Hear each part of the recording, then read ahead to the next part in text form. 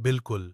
यहाँ एक भावनात्मक और प्यारी कहानी है मंकी और डॉग की दोस्ती और उनके बिछड़ने की एक अनोखी दोस्ती। मंकी और डॉग की कहानी। किसी छोटे से गांव में एक प्यारा सा घर था। उस घर में दो अनोखे साथी रहते थे, एक चंचल मंकी और एक शांत स्वभाव वाला डॉग।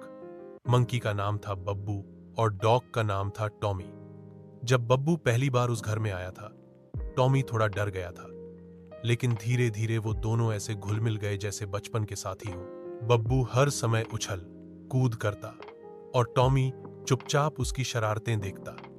लेकिन जब बब्बू उदास होता, टॉमी उसे चुप कराने के लिए उसके पास बैठ जाता, अपना पंजा उसके कंधे पर रखकर जैसे कहता, मैं हूं ना।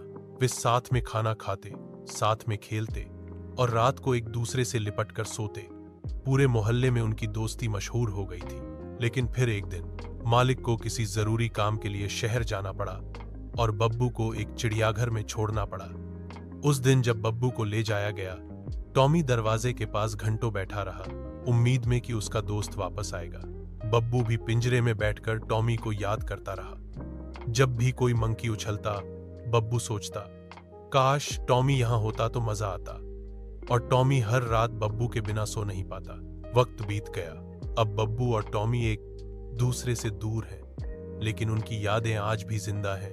उस पुराने घर की छत जहां बब्बू कूदता था और वो बगीचा जहां टॉमी उसकी पूंछ पकड़कर खेलता था। शायद एक दिन किस्मत उन्हें फिर मिलाएगी और तब बब्बू फिर से टॉमी की पीठ पर चढ़ेगा और टॉमी फिर से उसकी शरारतों पर मुस्कुराएगा।